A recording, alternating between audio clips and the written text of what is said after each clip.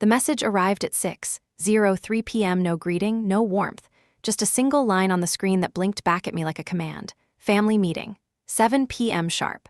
I stared at it for a long time, long enough for the light outside my apartment to fade from gold to gray.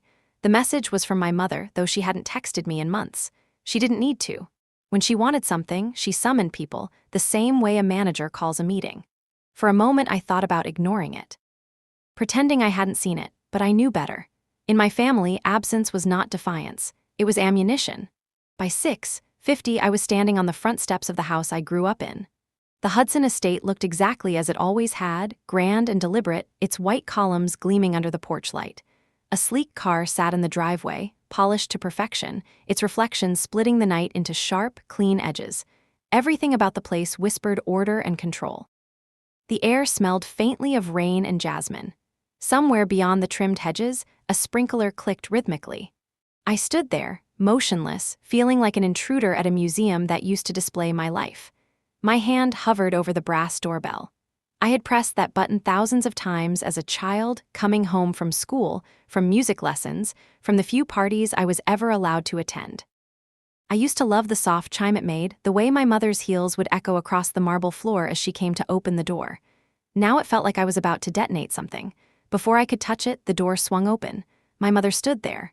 Elegant as ever, her hair pulled into a perfect chignon, her diamond earrings catching the light. Her expression didn't change when she saw me. "You are late," she said. I glanced at my watch. 6:58. "Still 2 minutes early," I replied. "In this family, early means ready. Ready means respectful," she said, and turned on her heel without another word. I followed her inside, the scent of polished oak and lemon oil wrapping around me like a memory. The Hudson living room looked like something out of an interior design magazine, every piece of furniture perfectly placed, every surface gleaming. But beneath the symmetry was something else. Tension. Ethan was sitting by the fireplace, wearing his usual navy suit. He didn't look up when I entered. My older brother had inherited not only my father's jawline but his inability to look uncertain. Across from him, Clara, my sister, had her briefcase open on her lap. Her posture was straight, her face unreadable. Daniel, the youngest, scrolled through his phone, pretending the room wasn't full of loaded silence. My father stood near the mantel, hands clasped behind his back like a general before a speech. The firelight drew hard shadows across his face, sharpening his features into something almost severe. "Sit down, Joanna," he said. There was only one chair left, placed slightly apart from the others, facing them all. It felt like a courtroom, and I was the accused. I sat, crossing my hands on my lap to keep them still. Clara cleared her throat first. Her tone was clipped, professional, the same voice she used in court. "We've called this meeting because certain personal decisions have begun to reflect poorly on the Hudson family's public image." My mother nodded in agreement. "We have always maintained standards. That is what keeps our name respected." I kept my eyes on the coffee table between us. A vase of white roses sat in the center, flawless and scentless, just like this family. My father spoke next, his voice even. "We are not questioning your independence, Joanna. But the choices you've made over the last year have consequences." "You mean my studio," I said quietly. Clara looked up. "Your workshop," she corrected, the word carrying the faintest sneer.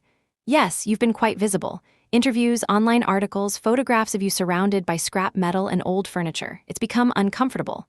"Uncomfortable for whom?" I asked. "For all of us," Ethan said finally, lifting his gaze. "Our clients read those things. They ask questions. You may think it's harmless, but image is currency in our world." I almost laughed. "In your world, maybe, not in mine." Daniel smirked without looking up from his phone. "You're just upset we still have a world that pays." "Daniel," my mother warned softly, though she didn't disagree. I leaned back. "So this is why I was summoned, because you're embarrassed?" Clara reached into her briefcase and pulled out a folder, placing it carefully on the table. "This isn't just about embarrassment," she said. "It's about structure, clarity." When she opened the folder, I saw the word termination printed across the first page in bold letters. A quiet pulse began behind my eyes. "You're kidding." My father didn't flinch. "We've decided that it's best to make things official. You'll have no financial or legal ties to the Hudson name. It will protect everyone involved." "Protect from what?" "From association," he said simply. "You've chosen a different path, Joanna, one that doesn't align with our values." I stared at the page. Termination of family relations, forfeiture of inheritance rights. "So that's what I am now," I said softly. "A liability. Ethan exhaled as if the discussion bored him. It's not personal, it's business. I let out a small laugh. You sound exactly like Dad, my father frowned. You always dramatize things. This is not punishment, Joanna. It's a matter of reputation. Reputation, I repeated. You mean pride? Clara's voice sharpened. This family built an empire over generations. You chose to walk away from it. No one forced you. No, I said. I just refused to live as an extension of it. Silence fell again. Even Daniel looked up this time. The only sound was the faint crackle of the fire. My mother leaned forward slightly. Her tone softened, but her words cut sharper. We gave you everything, Joanna. The best education, the best start. We wanted you to succeed. I am succeeding, I said. Her eyes flicked to the folder in front of me. At what cost? I met her gaze. At the cost of your approval, apparently. For a brief second, no one moved. Then Clara pushed the pen toward me. A silver fountain pen with our family crest engraved near the tip, the same pen my father used to sign million-dollar contracts. Sign it, and this matter will be closed. I looked at it. My reflection shimmered faintly on the polished metal. You really want me gone that badly? No one answered. That silence said everything. I reached for the pen. The metal was cold against my fingers. Where do I sign? Clara blinked. You're agreeing? What's there to disagree about? I said. You've already erased me from the picture. I signed my name slowly, each stroke deliberate. The ink bled slightly at the curve of the final letter, forming a small blot that spread like a bruise. When I looked up again, my father's expression hadn't changed. I hope you understand this is for your own good, he said. I smiled faintly. No, it's for yours. Then I stood, pushed the folder back toward them, and said quietly, Congratulations, you finally built the perfect family, no flaws left. My mother opened her mouth, but no sound came. I walked toward the door. The marble floor gleamed beneath my shoes, each step echoing like a slow drumbeat. Outside, the night air was cool and sharp, washing away the scent of wealth that clung to me like dust. I didn't cry. Not yet. But as I reached my car, my vision blurred for a second. Maybe from the wind, maybe not. I told myself this was freedom, that I had finally been released.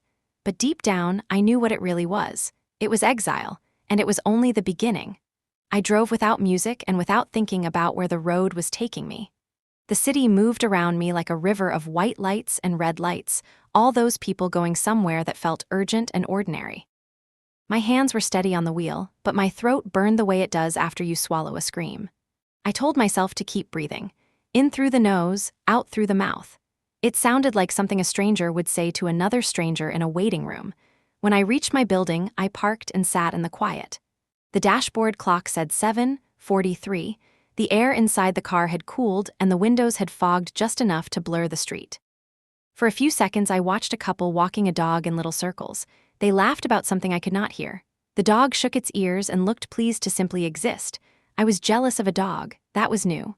Upstairs, my apartment felt smaller than it had in the morning. I left the lights off. The city glow came through the blinds and spread across the floor in pale bars. I took off my shoes and placed them neatly by the door. Old habits, the ones that make order out of nothing. Then I went to the kitchen for a glass of water and put the glass down without drinking it. My mouth tasted like metal. I do not know how long I stood in the hallway, but at some point, the silence felt so dense I had to do something to break it.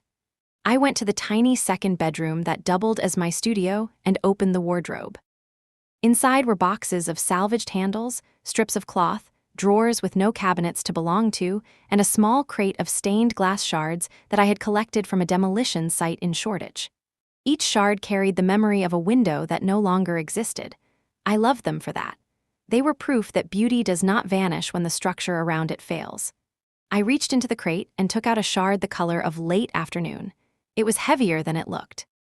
I held it up to the light and saw thin lines where the glass had cooled.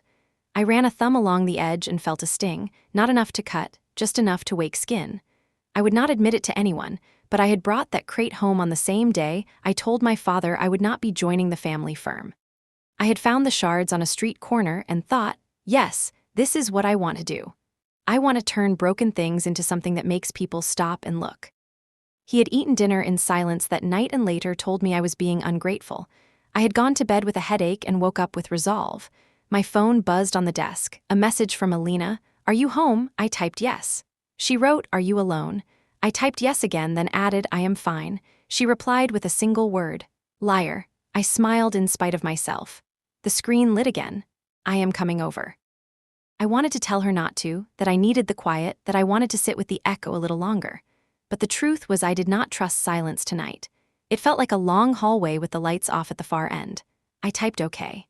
While I waited, I washed my face with water so cold it made my eyes water for a different reason. I changed into a worn sweater and tied my hair back. My reflection in the bathroom mirror looked like a person who had been awake for too many days. I touched the part of my face where I look most like my mother. It is a strange thing to carry the face of the person who just erased you. The buzzer rang. I pressed the button and the door downstairs clicked open. A minute later, Alina walked in carrying a paper bag like a trophy. She put it on the counter and took out 2 containers of soup, a loaf of bread wrapped in brown paper, and 3 tea bags because she never brought the right number on purpose. She looked at me for a long second, not pity.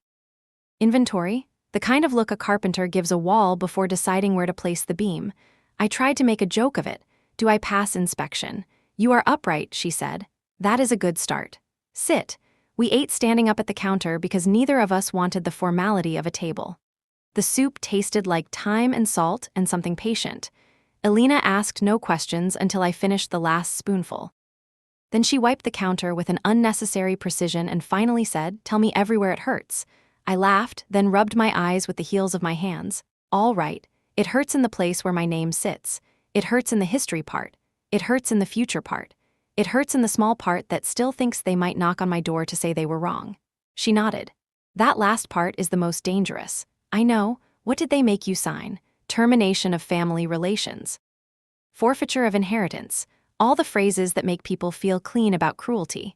Alina was quiet for a moment. Then she said, "They mistook your independence for betrayal." And I mistook their love for belonging, I said. That was my part in it. She leaned her elbows on the counter. What do you want to do? The question landed like a stone in a pond. The ripples moved out in circles. I set the empty bowl down and looked toward the studio room, the boxes of hardware, the glass. The little vise bolted to the desk. A whisper inside my chest said, "Begin." I want to work, I said. I want to build something that is mine and does not need their permission to exist. I want to take the part of me that is shaking and turn it into shape and light. Then we will work, Alina said simply. She opened her bag again and took out a small leather notebook, the one with pages that crackled. She handed me a pencil. Draw me something you have been afraid to draw. I hesitated. Then I pulled the notebook closer and began to make lines. Not careful lines, not precious lines, lines that felt like exhale. I sketched a tall form for a floor lamp fashioned from an old iron pipe, a base set in poured concrete, a shade made of fused glass panels in soft greens and warm ambers. I sketched a low bench with a seat of reclaimed oak, stripped to reveal a river of grain. I sketched a wall piece of overlapping circles that would catch morning light and scatter it like water. Alina watched without speaking. I filled a page, then another. A little heat rose in my chest. The good kind. The kind that tells you a small fire has started where the cold used to live. After a while she said, "There is a place I want you to see, a warehouse near the canal. The rent is sad but not tragic. It used to be a print shop. The owners like the idea of someone using it for something beautiful." I looked up. A warehouse. She shrugged. A start. A room big enough for a work table and a bandsaw and a kiln if we can figure one out. Windows that face east. Mornings would feel like a promise. I wanted to say I could not afford it. I wanted to say I was tired. But my mouth said, "When can we see it?" "Tomorrow morning," I already asked. I believed you would say yes. She smiled in the way that makes refusal impossible. We made tea and took it to the studio room. I cleared a space on the desk and set the notebook there as if it were already a plan instead of a handful of hurry. We talked through the practical things that turn dreams into calendars. What permissions we would need. Where to source a kiln. Which contacts might lend a press for glass fusing until we could buy our own. Who owed Alina a favor. Who owed me nothing but respect. It grew late without either of us noticing. The city quieted the way it does on a weekday night when everyone has given their best to their day and is hoping their sleep will pay them back. Alina curled her legs under her on the old sofa and watched me arrange the shards of glass on a white cloth. I placed them by color, then by thickness, then by the way the light remembered them. I said, "I feel like I should cry more." She said, "Tears are not a metric. Work is a metric. Joy is a metric. Sleep is a metric too, for the record." I smiled. "I will try 2 out of 3. She stayed until near midnight, then hugged me in the doorway and said she would text me at 8 and threatened to bang on my door at 8:05 if I did not reply. When the door closed, I stood in the quiet a few moments longer. The apartment did not feel smaller anymore. It felt like a cocoon that had discovered it was a room. I went back to the studio room and set up the small hand torch on the metal tray I used as a heat surface. Nothing ambitious, nothing that needed more than what I already had. I chose 3 small pieces of glass and cleaned them with alcohol and a soft cloth.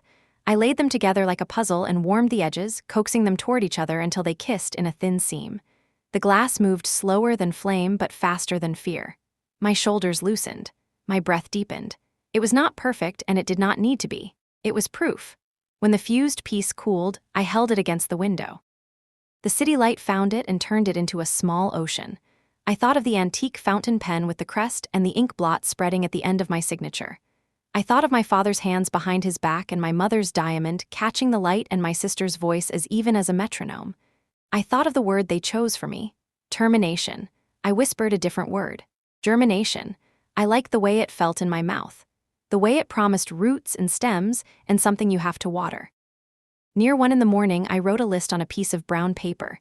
It was not elegant. It did not need to be. It said, call the warehouse owner, take measurements. Borrow truck from Marco if you will let me. Find second-hand kiln or rent time from the college studio. Make first collection by hand.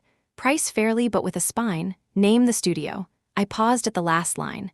I wrote Hudson Studio and stared at it. Then I crossed it out. I wrote House of Renewal. Then crossed it out. I wrote simply renewal and left it there. I would decide later. Naming things is a holy act and I was not ready to play priest. I washed the teacups and put them to dry in a crooked line. I brushed my teeth and left the bathroom light on as a small lighthouse for sleep. In bed I lay awake for a while, but it was a clean wakefulness, not the anxious kind. The map of tomorrow drew itself on the inside of my eyes. Warehouse, windows, east light, a room where I could make without asking. Before sleep came, a thought settled like a blanket. Freedom is not the absence of belonging. Freedom is choosing where you belong. I whispered it once to test the weight of it. It held. I dreamed of a corridor made of glass. I walked through it, and everywhere I looked the world reflected back at me in fragments that somehow made a whole. In the dream, no one chased me and no one called my name. I called it myself. I woke to the thinnest stripe of dawn at the edge of the curtain and the memory of a plan. The clock on my phone read 7:02. There was a message from Alina sent at 6:59. Rise, eat, meet me at the canal at 9. The owners will be there. Wear shoes you can ruin. I texted back one word. Ready. I showered and pulled on jeans that had paint on them from a day that felt like another life. I tied my hair with a rubber band I found in a drawer next to a tape measure and 3 bolts. I ate toast over the sink and caught a breadcrumb on my tongue. It tasted like a beginning. On my way out, I paused in the studio room and looked at the fused glass piece on the tray. I slipped it into my pocket. Not as a talisman, I told myself, though it was exactly that. A small light I could carry. Proof that something beautiful can happen when heat meets fracture. I locked the door and walked down the stairs into morning. The city smelled different at this hour. Bread and wet stone and the first coffee spilling its promise into the air. My phone buzzed again. A second message from Alina. I have a good feeling. Also bring the notebook. I smiled and quickened my pace. On the street, a bus rumbled past, and a cyclist rang a bell in a cheerful way that felt like a blessing. I turned the corner toward the canal, and the day opened in front of me like a door that finally belonged to my key. The canal smelled of wet stone and iron. I spotted Alina waving from the far end of the footbridge, her coat flaring like a flag in the wind.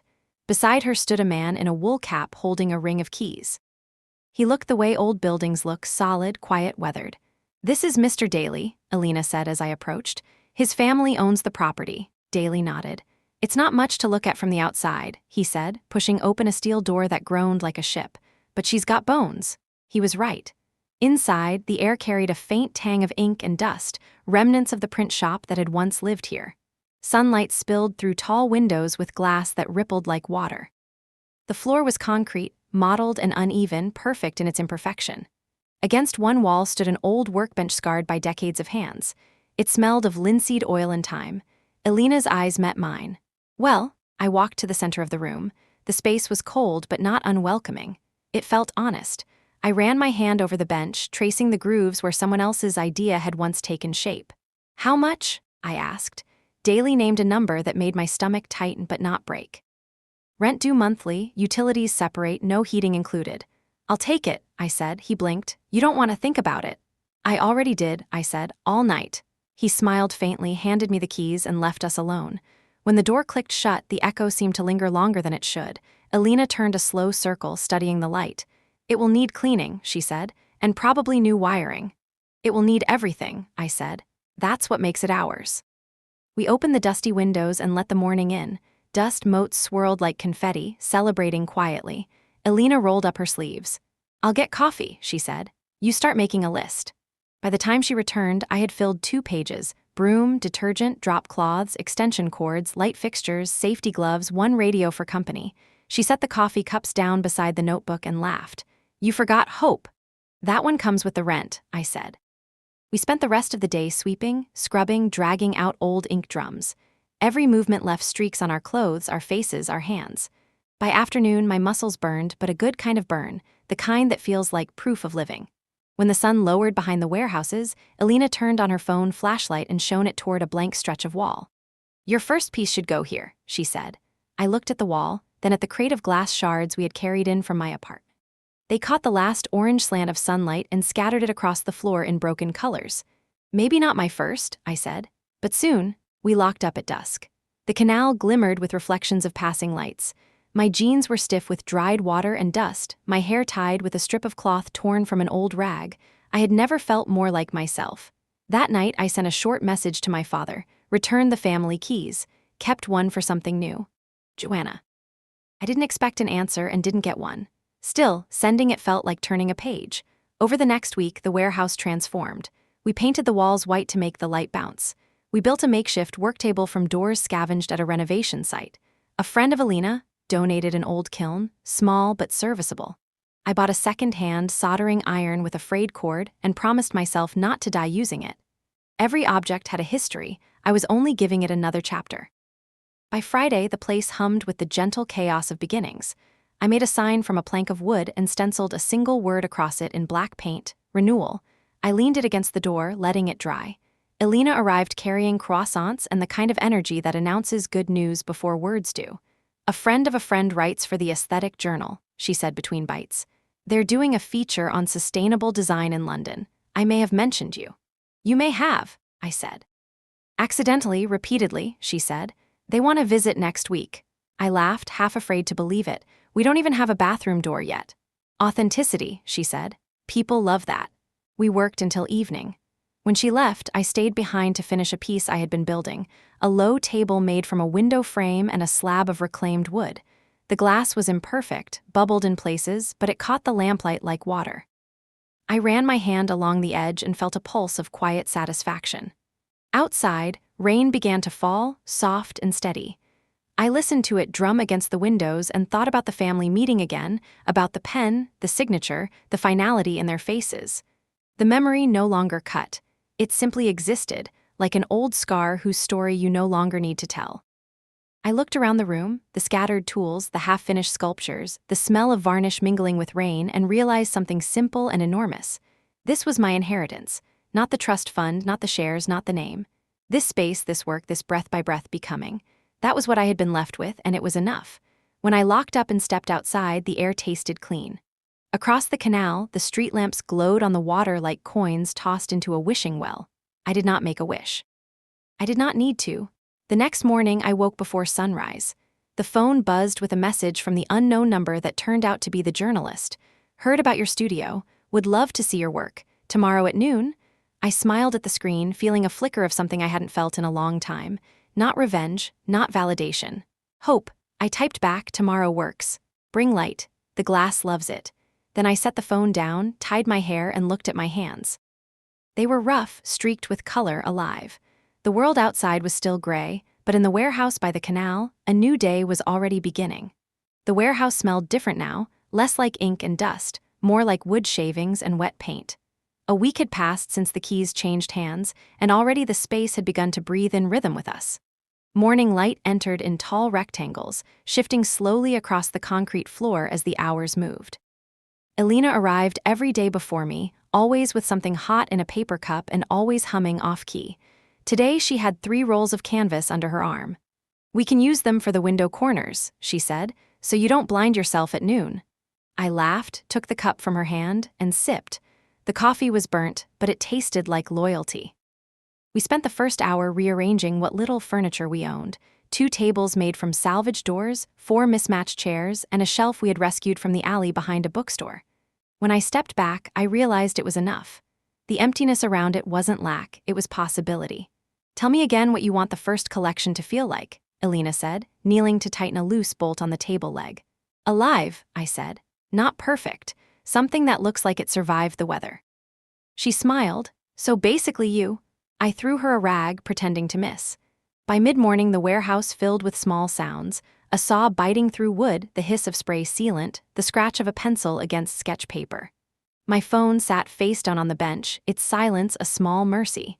Every vibration still made my pulse jump, as if it might be my father's name appearing again. I left it there and kept working. At noon, the journalist from the Aesthetic Journal arrived, a woman named me with dark hair, blunt bangs, and a camera that looked older than both of us. She greeted us with a handshake firm enough to leave a print. "I like it already," she said, looking around. "It smells like purpose." Elena whispered, "See, authenticity." Me asked questions while snapping photos: what inspired the pieces, why recycled materials, what I hoped people would feel. I tried to answer honestly without sounding rehearsed. "I think people are tired of pretending everything new is better," I said. "They want proof that imperfection can still be worth keeping." She lowered the camera. That line might end up as the headline. When she left, the quiet felt heavier, as if the air knew something had shifted. I sat on the edge of the table and looked at my hands. They were raw and stained, small maps of what we'd built. Elena leaned against the wall, wiping sweat from her forehead with her sleeve. "Do you think she liked it?" "I think she understood it," I said. "That's more important." The next few days blurred into a loop of labor and discovery. We installed a small kiln in the corner, patched leaks, and hung work lights from exposed beams. I lost track of time until the clock on my phone reminded me to eat. Sometimes at night, I fell asleep on the sofa with sketches on my chest, waking hours later to the sound of rain tapping on the roof like fingers keeping count. On Friday evening, the article went live. The title made me laugh out loud: "The Woman Turning Waste into Wonder." Beneath it was a photograph of me holding a half-finished lamp, eyes focused, mouth half open, as if I were mid-breath. The piece described my work as a quiet rebellion against disposable culture. Within hours, the inbox filled. Messages from small boutiques asking for collaborations, design students wanting internships, a local television channel requesting an interview. I read them all with a mix of disbelief and terror. Elena called, her voice a rush of excitement. "Joe, you're trending. Do you understand what that means?" "It means I should probably fix the bathroom door," I said, grinning. "No, it means you need a website and a proper name." "I already have one," I said. "Renewal." There was a pause. Then she said softly, "Perfect." That night, we sat on the warehouse floor eating cheap takeout. We talked about hiring help, about opening a small showroom in front, about paint colors. Each idea felt like a brick added to an invisible foundation. Between bites, I asked, "Do you ever think it's dangerous to get what you wanted?" Elena looked at me carefully. "Only if you forget why you wanted it." Her words stayed with me long after she left. I walked through the studio, touching each finished piece: a table, a sculpture, a lamp. They glowed softly under the work lights, pieces of light stitched to wood and metal. I realized I was no longer waiting for anyone to tell me I belonged. I had already built the evidence. The next morning, I woke to sunlight sharp enough to hurt my eyes. My phone buzzed on the counter. Unknown number. I hesitated, then answered. A man's voice, formal but strained. "Miss Hudson, this is Anthony Greer from Business Chronicle. We'd like to feature you in our upcoming issue on new leaders in sustainable design." I almost dropped the phone. "You're serious?" "Very. Your story has been circulating all week. People are calling you the face of conscious creation." "Can we schedule a photo session?" I agreed to Tuesday, hung up and stood in the middle of the room, dizzy with disbelief. For a moment, I wanted to call my family to say, "See, I'm not a failure." But the urge passed quickly. Some truths do not need witnesses. Elena arrived an hour later carrying bagels and celebration energy. We danced between sawdust piles, laughing so hard the neighbors probably thought we were drunk. When we finally stopped, I noticed something on the floor, a thin line of light cutting across the concrete. The sun had found a crack between the doors, and in that line the dust sparkled like glitter. It reminded me that no structure is ever flawless, and maybe that is the only way light gets in. As the day ended, I locked up and walked home along the canal. My reflection followed me in the water, fragmented but still whole. I thought of the meeting weeks ago, the signatures, the silence, the look on my father's face as if he were carving me out of marble. I wondered if he had read the article. When I reached my apartment, the streetlight outside flickered twice, then steadied. Inside, I placed the new magazine request letter on my desk, next to the glass shard I kept from the first night of freedom. I held it up to the window. It caught the streetlight and threw it back, brighter than before. Maybe they had cut me off, but I was the one who had learned to conduct light. The week passed in a rush that didn't feel like time at all. It was as if the hours had melted together into one long inhale. Each morning, sunlight entered through the warehouse windows like liquid gold, crawling slowly across the concrete floor until it reached my shoes. The day of the Business Chronicle photo shoot, I arrived early.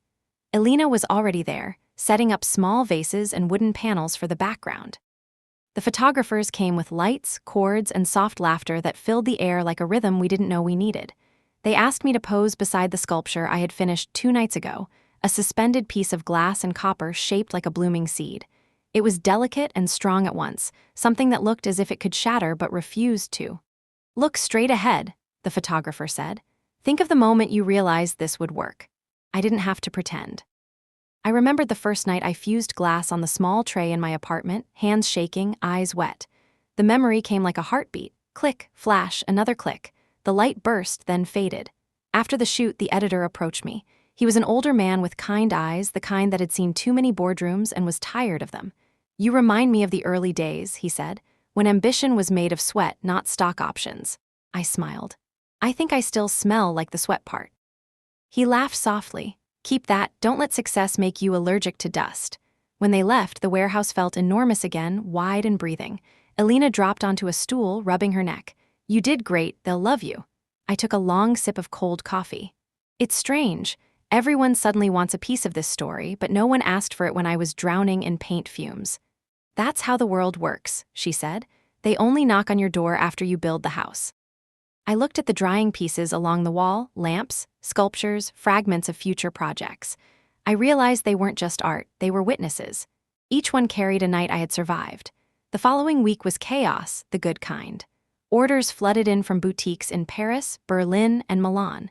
A sustainable design firm from Copenhagen wanted to license my designs for their new collection. I learned to sleep in 2-hour stretches between deliveries and client calls. Elena managed the emails, her fingers a blur on the keyboard, her eyes bright with caffeine and hope. On the morning the Business Chronicle issue dropped, I walked into a cafe near the canal and saw my own face staring back from the front page. "Joanna Hudson, the artist who redefined renewal." I froze. The barista recognized me, pointed to the cover, and smiled. "That's you, isn't it?" I nodded. "Apparently." People in line glanced over, whispering softly. It wasn't fame, not yet, but it was something close. A small, shimmering recognition that maybe the years of rejection had built a different kind of currency. I bought 2 copies and went to the studio. Elena was already there, pacing. "You've seen it?" she asked. "Twice," I said. "Still not sure it's real?" She grinned. "It's real, and it's viral. Everyone's talking about the rise of renewal. Even my aunt texted me a photo. She thinks you're the next Martha Stewart of sustainability." I groaned. "That's terrifying." By noon, our inbox was flooded. Invitations to panels, interviews, collaborations. I barely had time to breathe. Amid the noise, my phone vibrated with a name I hadn't seen in months. Dad. The screen glowed for a full minute before I turned it face down. I wasn't ready, not yet. 5 minutes later, another message appeared. "Clara, we need to talk. Call me when you have time." Then Ethan, then Daniel. One by one, like ghosts realizing they still had my number. Elena saw my face change. "Family?" I nodded. "What do they want?" "I don't know," I said, "but I can guess." I set the phone aside and returned to the kiln. The heat rolled over me like a steady breath. The glass inside began to glow red, softening at the edges until it looked alive. I watched it carefully, adjusting the flame, keeping it from collapsing. The trick was not to fight the heat, but to guide it, to know when to stop. As I watched, something inside me clicked into focus. I had been waiting for their approval for half my life, but now their voices sounded distant, like echoes through thick glass. I didn't hate them. I didn't even resent them. I had simply outgrown the cage they built. That night, after finishing the last piece of a new collection, I sat on the warehouse floor with the lights off. The moonlight came through the tall windows, painting silver stripes across the concrete. The only sound was the slow hum of the cooling kiln. My phone buzzed again. Another message. This time from Dad. "Dinner at home." Sunday, 7 p.m. The whole family will be there. We need to talk, sweetheart, sweetheart. He hadn't called me that in years. The word felt foreign, heavy like a coin from a country that no longer existed. I read it twice, then typed a single reply. Okay. Elena's text came a few minutes later. You're going, aren't you? I hesitated, then wrote back, yes. It's time to see what they want when they can't control the story anymore. I looked around the warehouse one last time before leaving.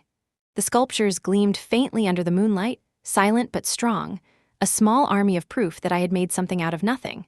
Outside, the wind carried the faint scent of rain, and the city lights blurred along the water. I walked home with steady steps, each one quieter than the last.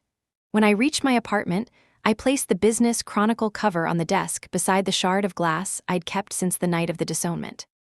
The two sat side by side, the past and the present, both transparent in different ways. I turned off the lamp and whispered into the dark, more to myself than anyone.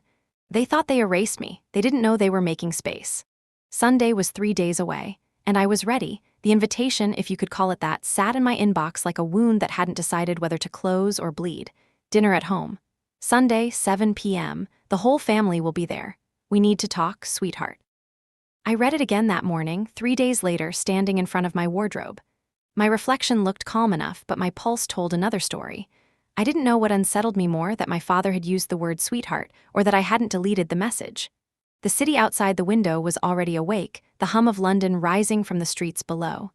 Elena texted, "Still going?" I typed back, "Yes, I need to know what this is." She replied almost instantly. Then go as the woman they underestimated, not the girl they left behind. I smiled. Elena had a way of saying things that fit like armor. By 7 that evening, I was standing once again in front of the Hudson house. The same steps, the same lights glowing behind the same perfect curtains. Only this time, the air around it didn't feel heavy. It felt smaller. The brass doorbell shimmered faintly under the porch light. Before I could touch it, the door opened again, like it always did. But my mother's expression wasn't the same as before. Her lipstick was lighter, her eyes red at the corners. "Joanna," she said softly. "You came." I nodded. For a moment, neither of us moved. Then she stepped aside. "Come in, darling."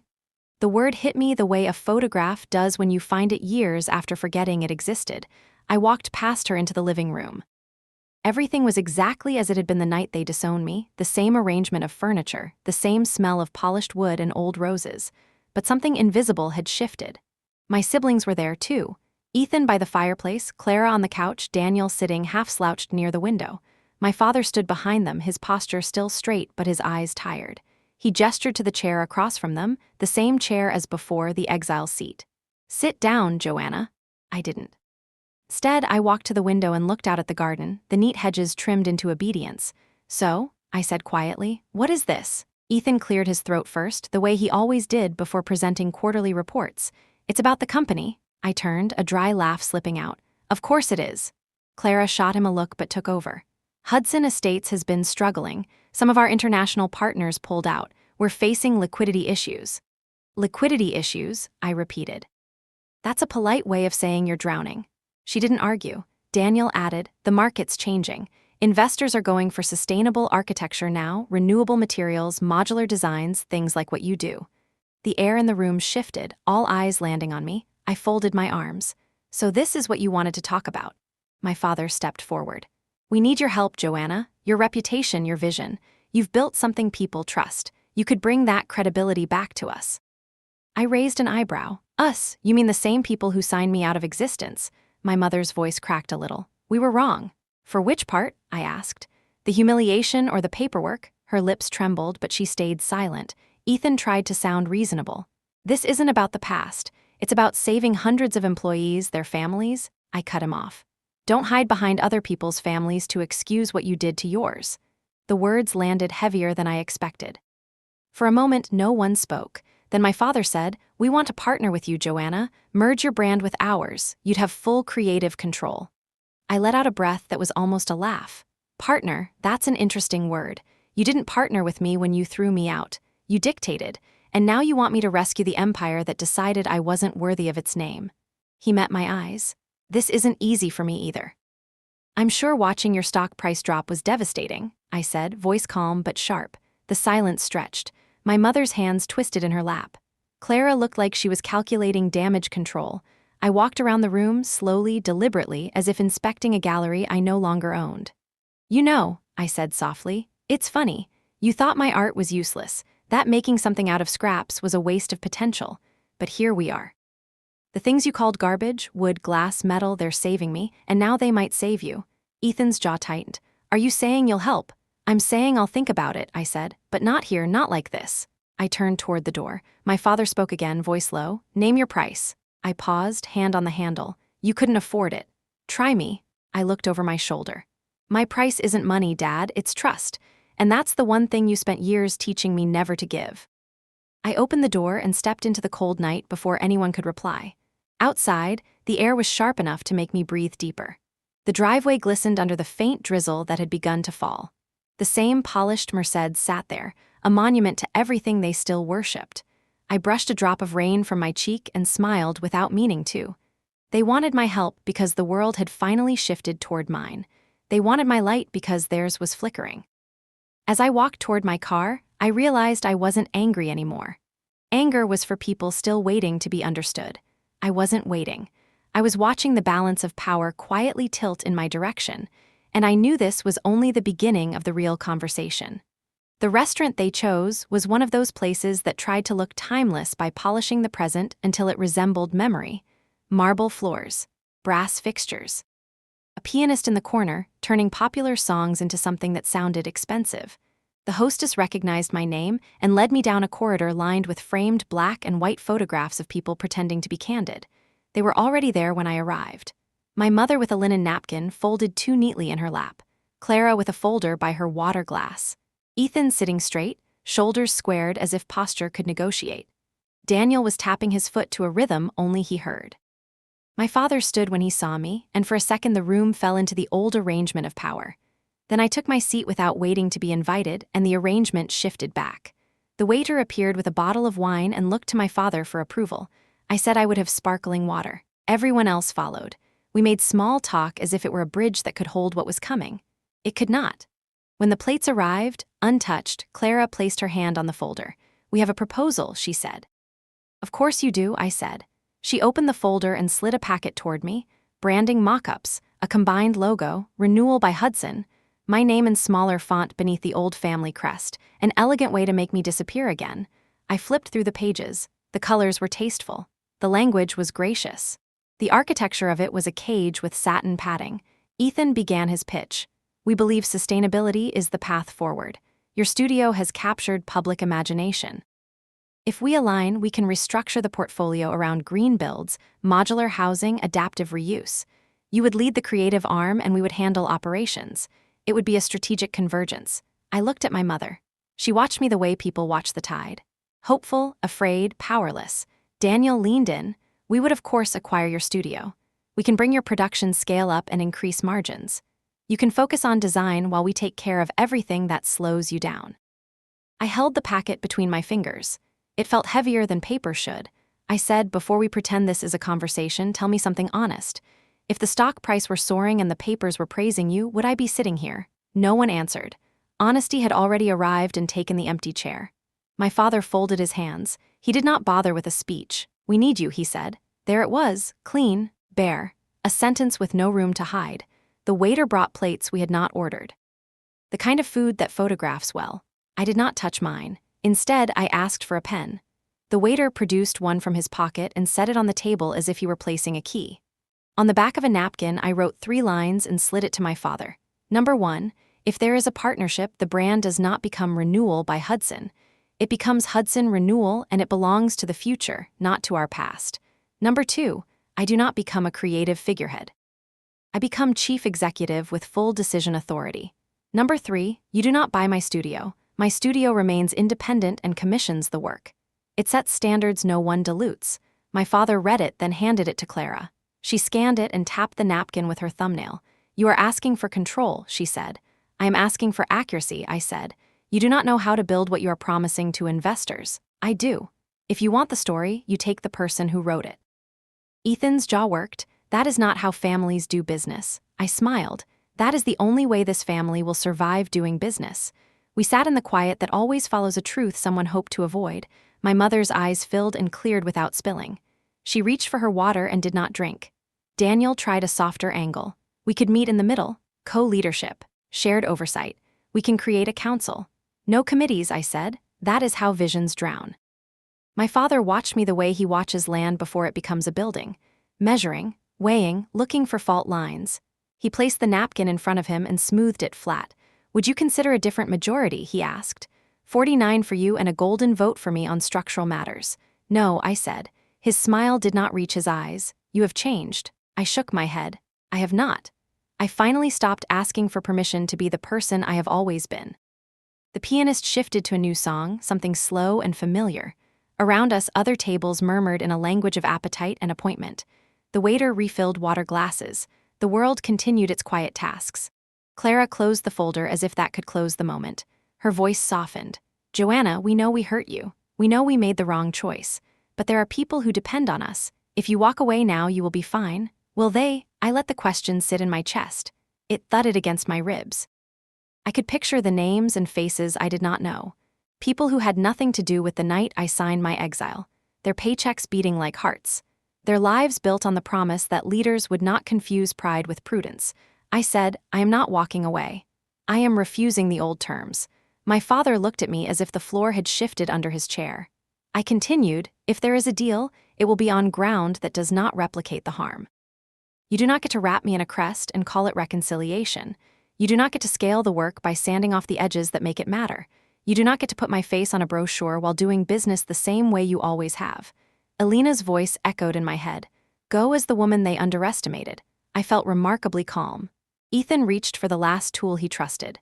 Fine, name your salary. I laughed. Money is the easiest thing you have and the least interesting to me. My price is authority and time and a promise written in the same ink you used to erase me. My mother whispered, Joanna, please. I turned to her. I will not let you drown. But you do not get to captain the boat. The waiter approached to ask about dessert. We all said no without looking at him, and he withdrew as quietly as he came. My father pushed back his chair and stood. He set both hands on the table, not in anger, in steadiness. If we agreed to your terms, he said, what would you do first? I did not hesitate. I would shut down the projects that look expensive and call them legacy. I would sell the properties that only perform in nostalgia. I would move our capital to places that breathe. I would partner with urban farms and material innovators and public schools that teach trades. I would commission architects who make housing that remembers people are not revenue. I would build showrooms that feel like art galleries and community centers, not mausoleums with brochures. I paused. And I would tell the truth when asked how we got here. We chose the wrong future, and now we are choosing again. He listened without interrupting. When I finished, he sat back down.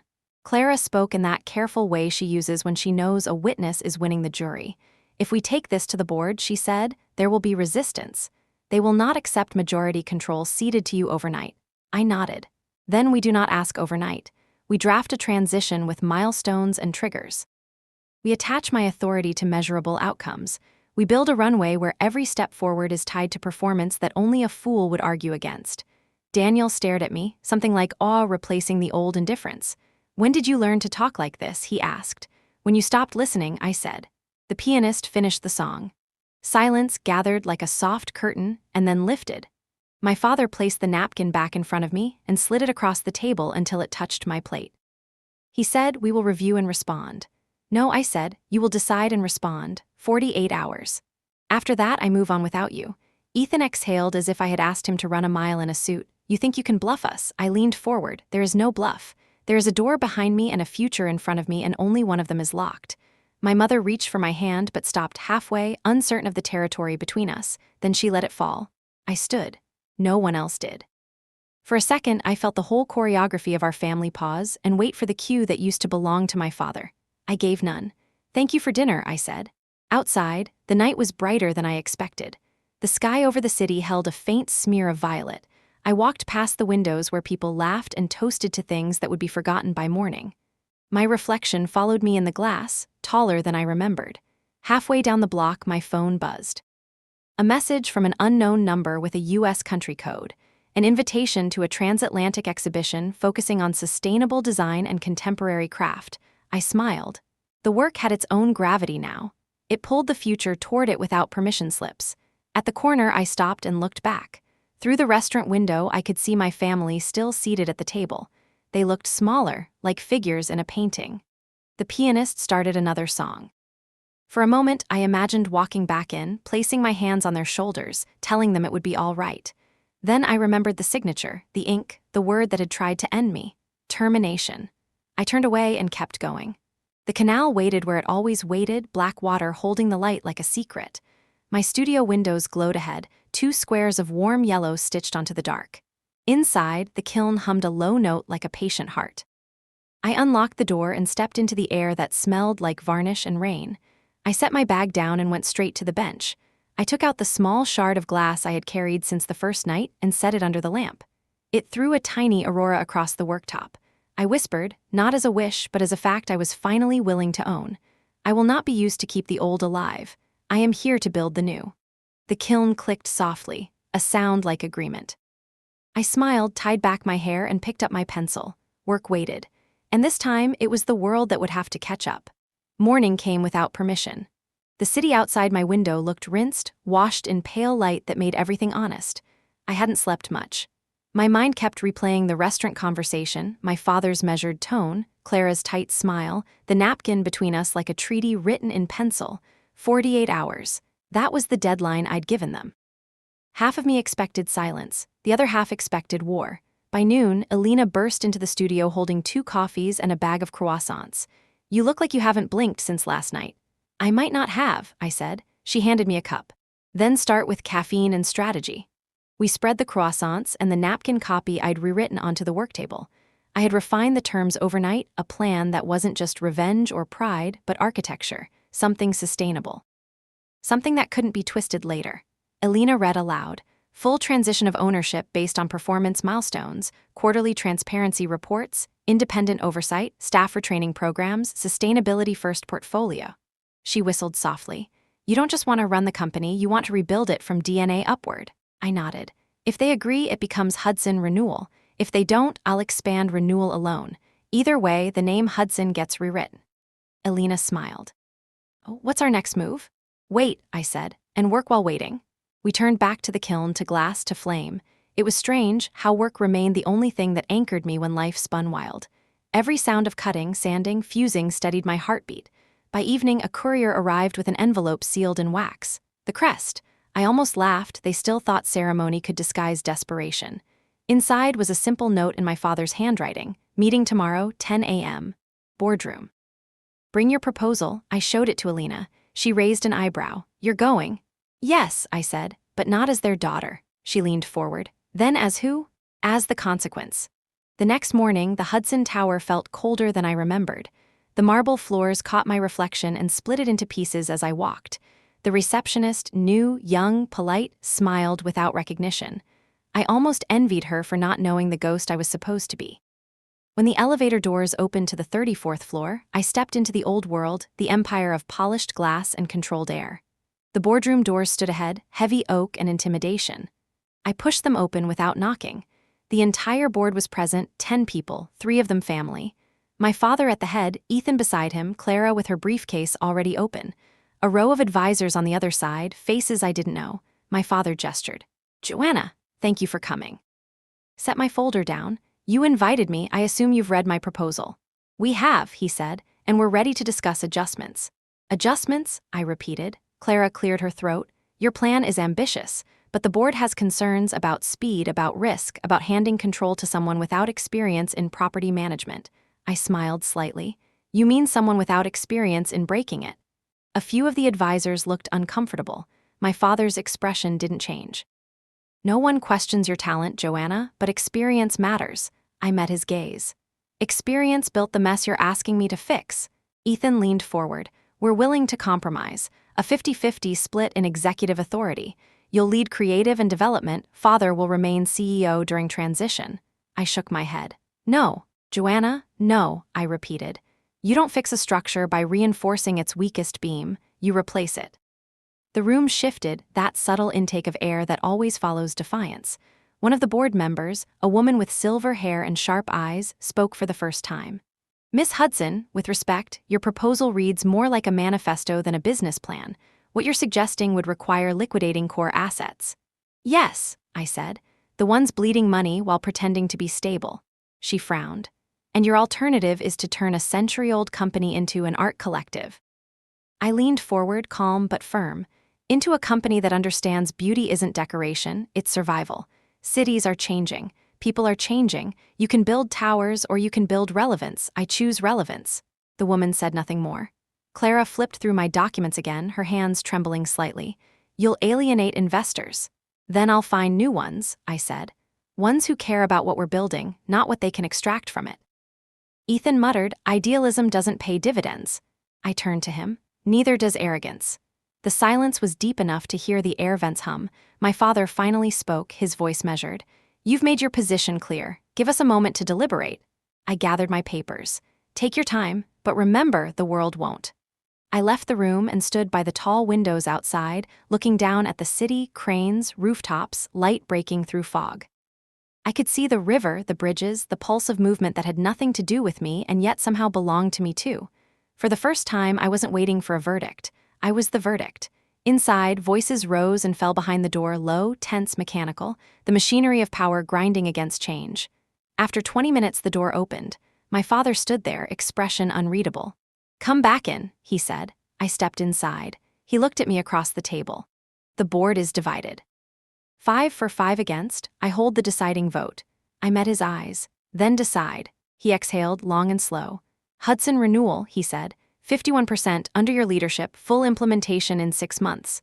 Clara's pen froze. Ethan's eyes widened. I said nothing, waiting for the rest. My father continued, you'll have oversight, but the company remains accountable to the board. That's acceptable, I said quietly.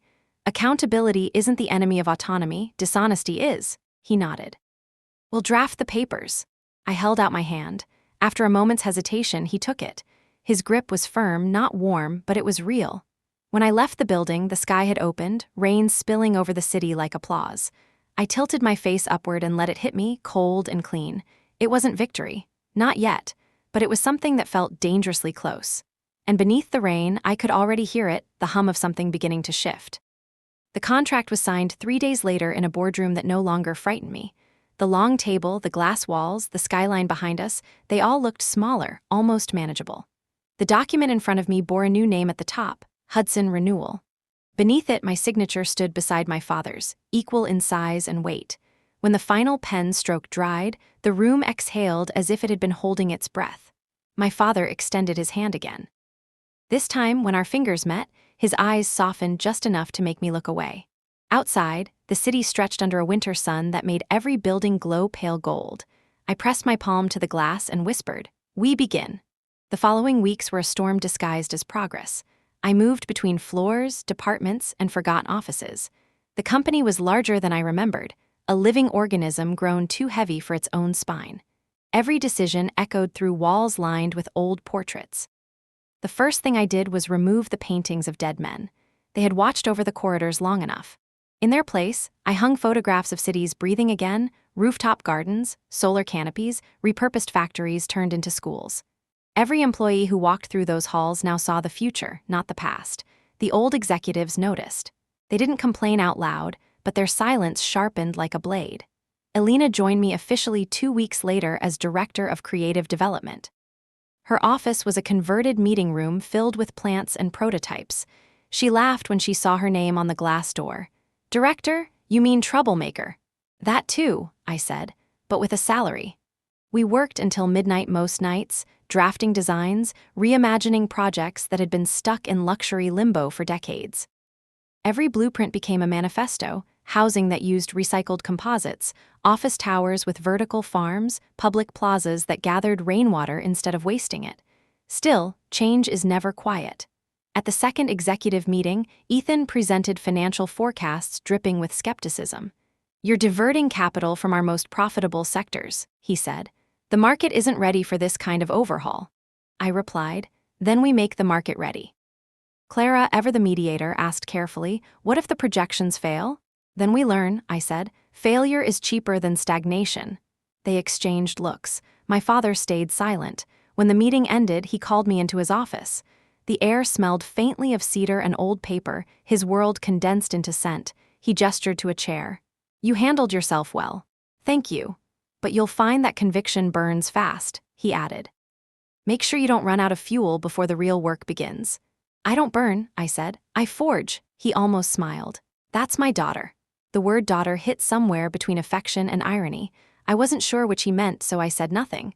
By the end of the first month, Hudson Renewal had become a headline. Newspapers called it a daring transformation of an aging empire. Investors called it a calculated risk. I called it finally breathing. One afternoon, as I left the press conference at the newly renovated site, a man approached me near the entrance. Mid-30s, sharp suit, polite smile. Miss Hudson, he said, congratulations on the turnaround. My name's Adam Walsh. I represent the Green Edge Investment Group. We'd like to discuss a potential acquisition. I studied him for a moment. You want to buy us already? He laughed lightly. Not buy, partner, merge. We specialize in sustainable expansion. What you've built fits perfectly with our global vision. Global vision. Those words sounded too smooth, too rehearsed. Send your proposal, I said. We'll review it, he nodded. Of course, but I'd prefer to discuss in person. Maybe dinner? I don't mix business with meals, I said. Not anymore. He smiled again, too easily. Then perhaps coffee. I nodded once and walked away, but something in the back of my mind stayed awake, a quiet note of dissonance in his charm. When I told Alina later, she frowned. Green Edge, I've heard rumors. They buy, restructure, and then drain companies dry. Be careful. I'm always careful, I said. That's what they never expect. Late that night, I stayed in the office alone. The city shimmered outside the glass-like circuitry, a network of energy I could almost touch. I walked to the window and watched the streets below. The people, the movement, the life, that was who we were building for. Not shareholders, not legacies, people. My phone buzzed on the desk. A message from an unknown number. Impressive progress. But careful, your board has more holes than your glasswork. No name, no signature, just that. I frowned and typed back, who is this? No reply. I stared at the screen, unease curling under my ribs. The city lights reflected on the phone's surface like scattered stars. For the first time in weeks, I felt the faint chill of uncertainty slide back into my veins. The next morning, an internal memo landed in my inbox. Subject line, confidential Hudson Renewal shareholder adjustment. It detailed a sudden transfer of 5% company stock, previously held under an inactive shell subsidiary, to an external party. The recipient, Green Edge Investment Group. The same name, the same man. I stared at the screen, pulse quickening. How had they acquired that stake without board approval, and why had no one mentioned it in yesterday's meeting? I forwarded the document to Clara. She replied almost instantly, we're looking into it. It's complicated. Complicated was corporate language for dangerous. I leaned back in my chair, staring at the ceiling, heart beating fast but steady. This was no coincidence. They hadn't just found us. Someone had invited them in, and I intended to find out who.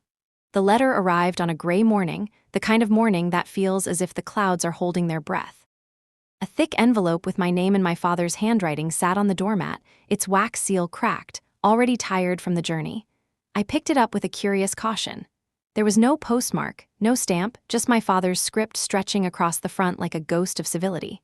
Inside was a single sheet of cream-colored paper. I unfolded it carefully, aware that some words could fracture the fragile sense of control I had been building. Joanna, it began. I hope this reaches you in the quiet of your morning when the city outside is still finding its rhythm. I have been wrong, about many things. About you, about the decisions I thought were for the best, about what it means to be a father and a leader. I cannot undo the past. I can only hope to make it clearer. You have always had the vision I lacked. You have the courage I did not. It is time for the Hudson legacy to evolve and for you to lead that evolution. I read the words twice. The ink didn't bleed. The sentences didn't tremble, but my chest did. Alina arrived that morning carrying 2 steaming mugs of tea. She saw the envelope on the table, my hands resting on it like a weight. Is it from him? She asked. I nodded. Yes, and I don't know what to feel. She sat beside me. What does it say? I recited aloud, slowly, letting each word settle. When I finished, she was quiet. Then she said, he's admitting fault. Yes, I said, but the question is how much and for how long? The city outside continued its slow awakening. Horns sounded in the distance. The canal shimmered faintly through the windows. It all felt so ordinary, and yet the weight of the letter made the air dense. I folded it carefully and put it back into the envelope. This changes nothing, I said softly. Not yet. Alina reached for my hand. It doesn't have to, but it's an opening, a bridge if you want it. I looked at her and smiled faintly. I'm not here for bridges, I'm here to chart the path. That afternoon, I reviewed the internal memos and contracts that had come in since the board approved my leadership. GreenEdge's sudden acquisition still nagged at me. Every detail I inspected suggested a subtle manipulation. Someone within the company had opened the door for them. I ran through every conversation, every meeting, every nod and pause, looking for a clue. By evening, I had narrowed it down. The signatures on the stock transfer did not match anyone on the active executive list. The chain of emails led to an assistant I had barely noticed in the first week, someone who had access but no authority, someone who could be dismissed as invisible. I sat in the quiet of my office, holding the letter from my father in one hand, my notebook in the other. I realized something crucial. The stakes had shifted. This wasn't about family reconciliation anymore. This was about control of the company, of its legacy, of the future. I called Alina. "We need to map every possible connection from that assistant to GreenEdge," I said. "Everything, contacts, emails, meetings, nothing can be missed." "Do you want me to start tonight?" she asked. "Yes, tonight." She hung up and I turned my gaze to the glass shard I had kept from the night of my disownment. It caught the desk lamp's light and threw it across the wall, fragments scattering like stars. I whispered to myself, "This isn't just about revenge, it's about survival." The next morning, the courier returned with another envelope, this one thicker, heavier. No sender, no postmark. I opened it carefully and found a folder containing internal GreenEdge documents, memos, and preliminary proposals. Every page confirmed my suspicion.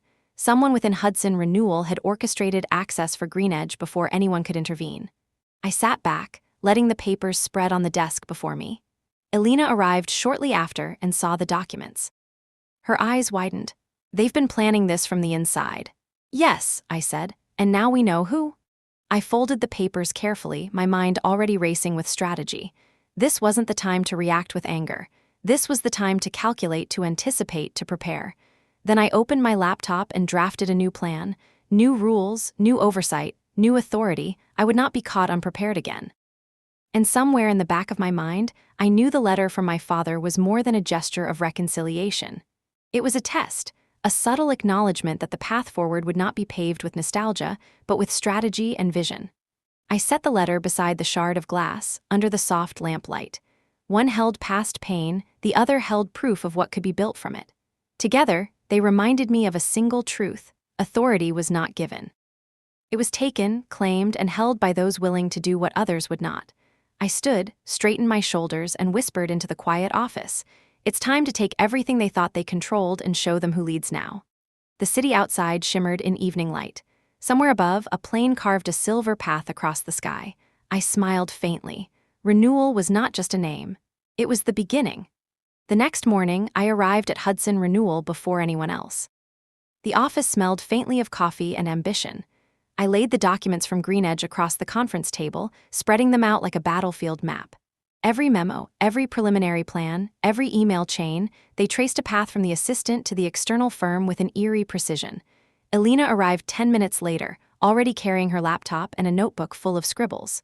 "Morning," she said, eyes scanning the table. "Looks like someone opened the front door for them." "Yes," I said, "but we have the map now. Every connection, every potential leak. Nothing escapes our attention this time."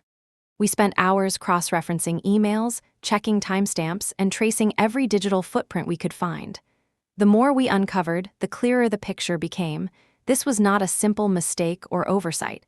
It was intentional, calculated, and meant to test my resolve. By noon, I had identified the key player, the assistant who had access to internal communications and clearance protocols. Someone everyone assumed was insignificant. Someone I had walked past countless times without notice. I leaned back in my chair and looked out the floor-to-ceiling windows. The skyline of London stretched in every direction, a reminder that power had its geography and its gravity. I whispered to myself, "They thought I wouldn't notice. They thought I would be easy." Alina looked at me. "What's the move?" I smiled faintly. "We don't move yet, we watch, we document, and we prepare. When the time comes, we'll act and it will be absolute." The assistant arrived mid-afternoon, unaware of the scrutiny they were under. I observed from the corner of the room, letting them settle in, answering questions from other staff, performing small tasks with a meticulousness that betrayed nothing. Every glance, every movement was recorded in my mind, every step catalogued. Later, I asked them to assist with a routine inventory audit. It was tedious work, but necessary.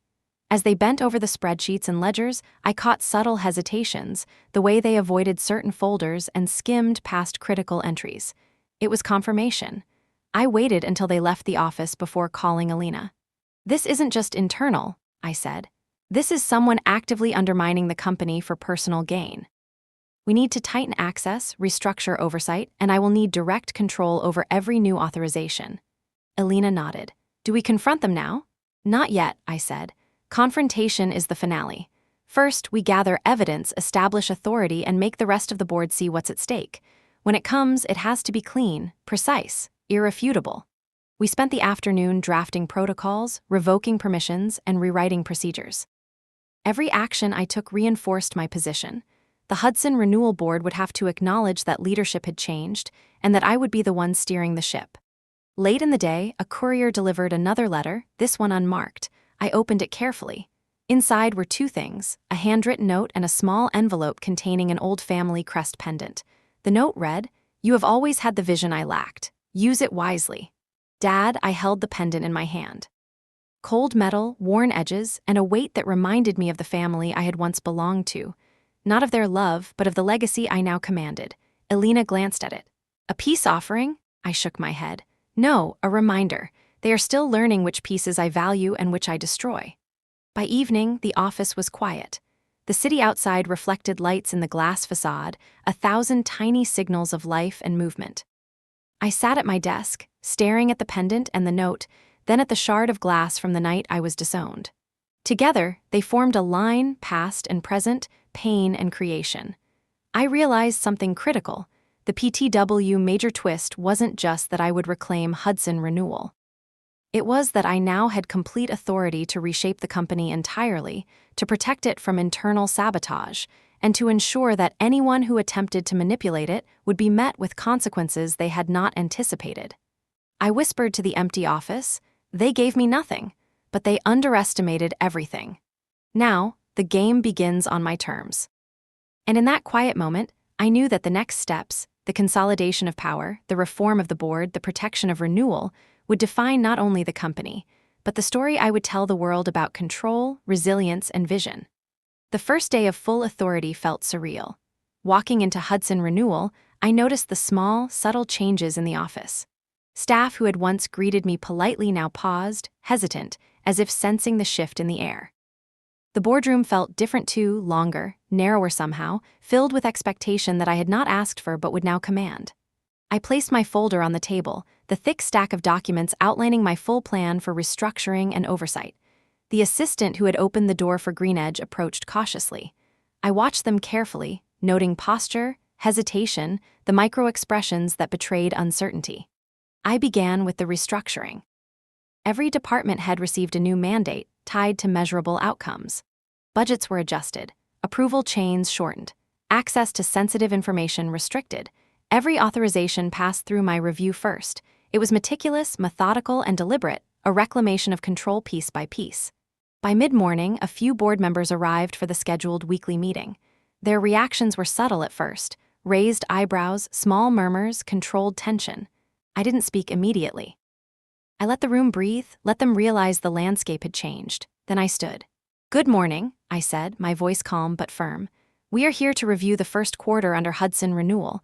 I expect transparency, accountability, and adherence to the new oversight protocols. Questions of authority will be addressed after the agenda, not before." Clara opened her mouth, then paused. She knew, as I did, that the old methods would not work anymore. Ethan cleared his throat. "Joanna, I understand the adjustments, but some decisions require prior consultation. This is unprecedented." I nodded once. "Yes, and it will remain unprecedented. The company survives by foresight and precision. If you cannot adjust, I will find those who can." The assistant flinched at my tone.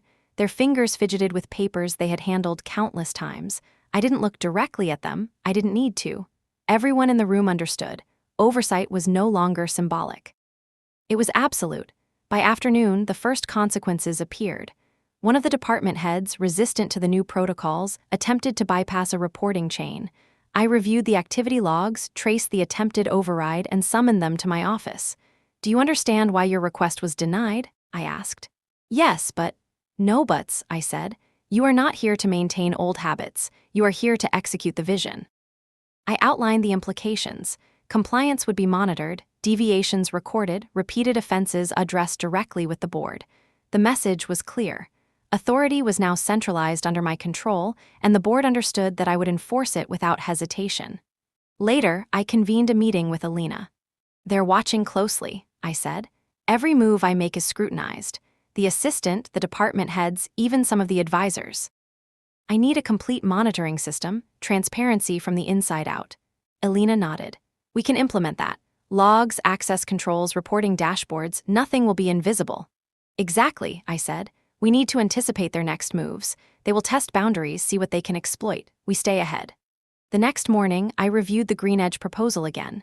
Their offer was lucrative, tempting even, but the internal manipulation that allowed them access had hardened my resolve. I called Alina and the IT team. We block all external authorizations, I said. We audit every existing contract. We map every connection to ensure no one else can manipulate the company without detection. Within hours, emails were traced, permissions adjusted, and access logs updated. I knew the assistant had no idea that their leverage had been neutralized. By the afternoon, the assistant requested a meeting. I agreed, inviting Alina as witness. Joanna, they began nervously. I didn't mean. You did, I said, and you will explain every action in full detail to the board at the next session. No exceptions. Their eyes widened, the first real fear I had seen. It wasn't cruelty. It was recognition. Recognition that authority had shifted entirely. By evening, the city outside the Hudson renewal windows glimmered like a network of possibilities. I sat at my desk, drafting communications to stakeholders, updating the company website with announcements about the structural changes and my vision for the next 6 months. I paused, looking at the shard of glass from my disownment. It had survived heat and pressure, fracture and manipulation. So had I, the PTW major plot twist was no longer impending, it was unfolding. I had reclaimed not only the company but the narrative, the legacy, and the power to define its future. The family who had underestimated me now had to navigate the world I was building. Alina placed a cup of tea beside me. Tomorrow we review the next quarter projections, she said. Stakeholders will be watching closely. I nodded. Let them watch, we're already ahead. I looked out at the skyline, imagining every floor of every building I could influence, every project I could redirect, every legacy I could reform. For the first time, Hudson renewal wasn't a burden. It was a canvas. And I held the brush. The following morning, Hudson renewal felt alive in a way it never had before. The corridors carried an almost electric hum as employees realized the chain of command had shifted. Emails that once languished unanswered now moved with precision, approvals processed instantly, and whispered conversations stopped the moment someone noticed me in the hallway. Alina and I started the day with a quick review of all ongoing projects. Everything's on schedule, she said. And the new oversight logs confirm full compliance. The assistant hasn't attempted anything since yesterday. I nodded, though my eyes scanned the floor plan, thinking several steps ahead. That doesn't mean they won't try again, I said. We anticipate, we catch, and we respond. By mid-morning, the board convened to review my proposals for restructuring. I led the session, opening with a clear statement of intent. Hudson renewal will no longer operate under the illusions of the past.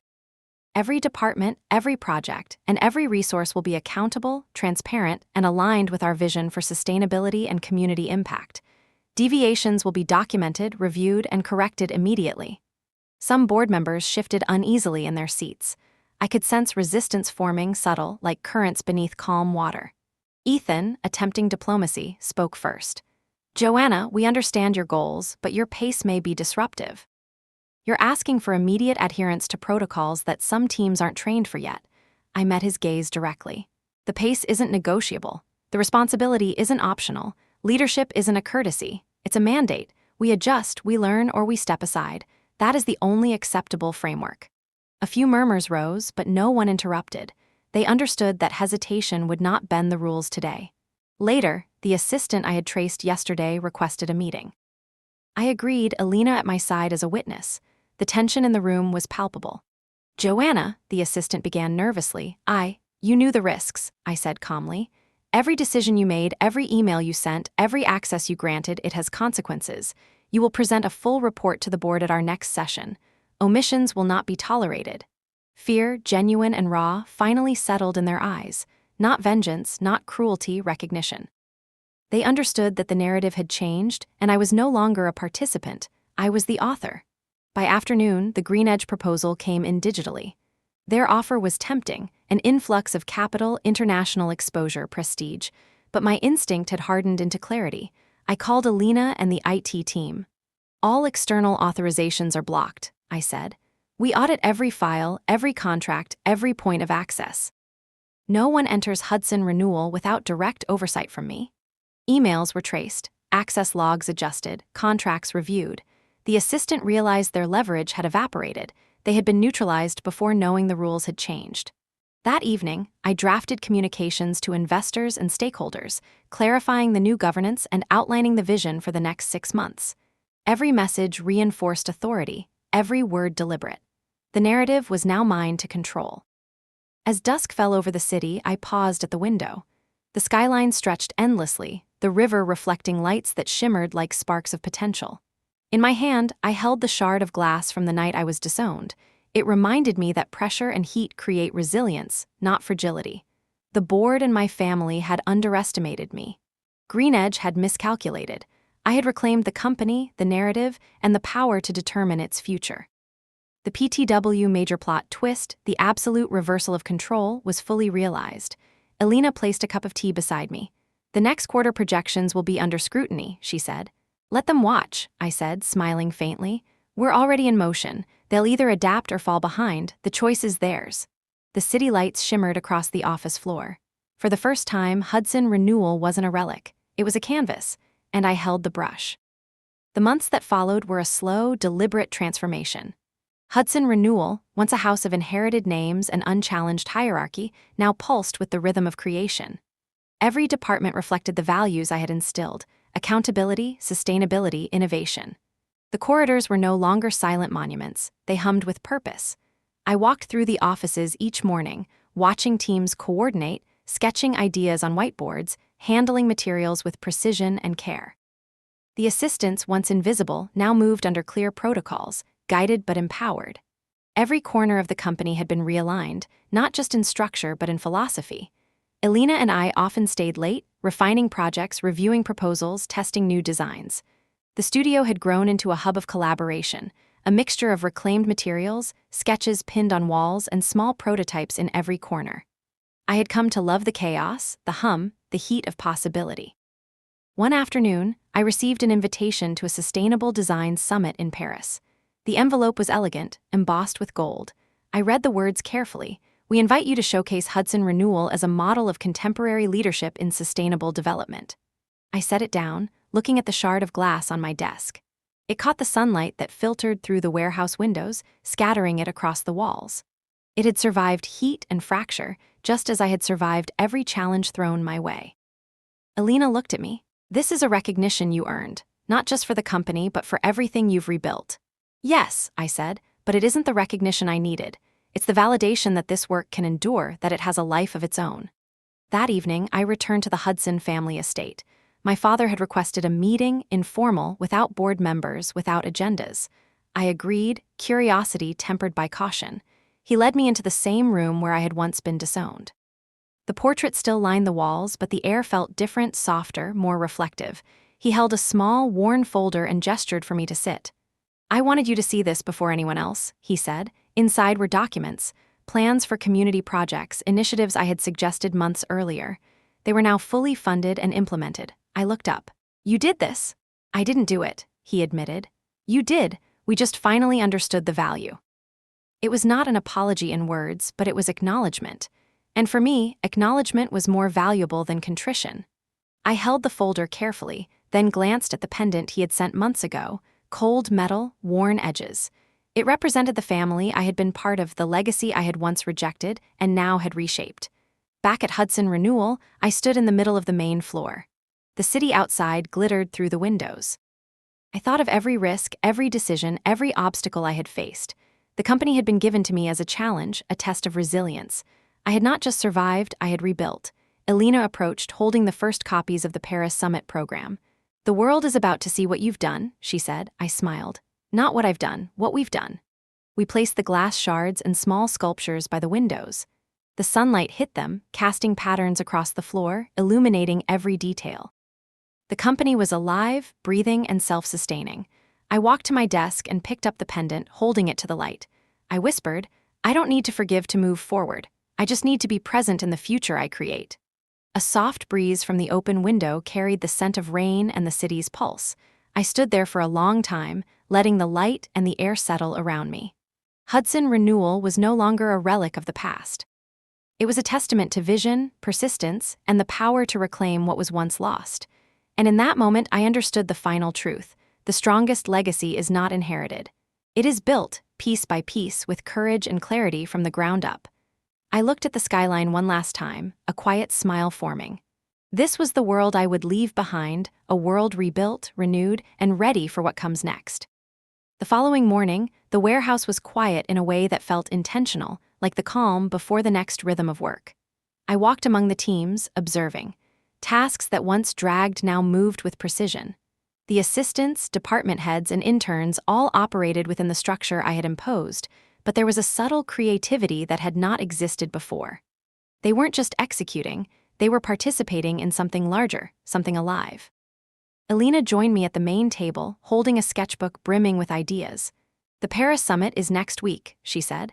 "I've compiled potential displays, layouts, and travel arrangements. It's all ready for your approval." I glanced over the sketches. Each one reflected the ethos I had instilled: sustainable design, repurposed materials, and functional art. But beyond that, there was a story in every line, a narrative of renewal that had begun the night I was disowned. "Perfect," I said. "This isn't just about showcasing our work. It's about showing the world that transformation is possible in business, in people, in legacy." We spent the day preparing, refining, adjusting. I moved from one workstation to another, speaking with staff individually, asking questions, listening. For the first time, Hudson Renewal felt less like a company and more like a living organism, breathing through every person who contributed to it. Later, in my office, I reviewed the family letters and documents I had collected over the months. Each one reminded me of the path I had taken, the trials I had faced, and the lessons I had learned. The pendant from my father rested beside the glass shard from the night I was disowned. Together, they symbolized the journey from exile to authority, from isolation to impact. The board called me mid-afternoon.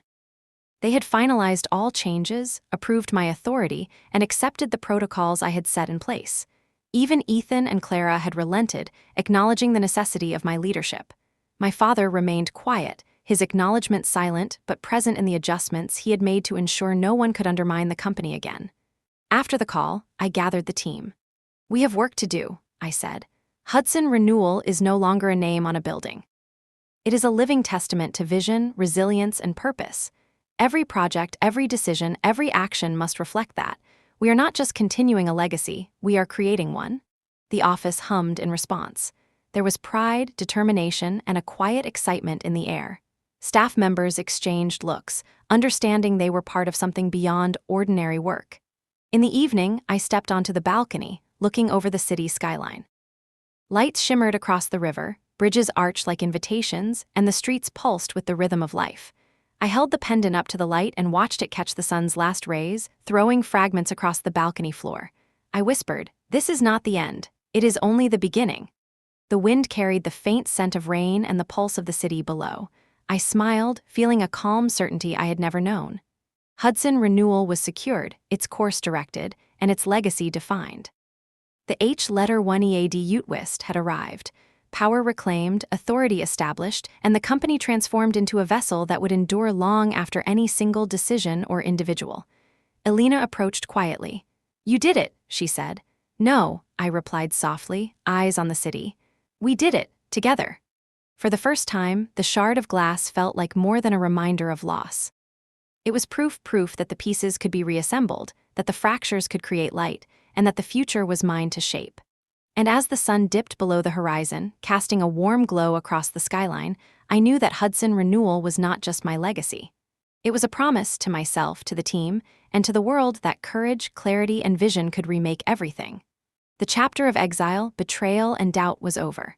The chapter of renewal, power, and legacy had begun.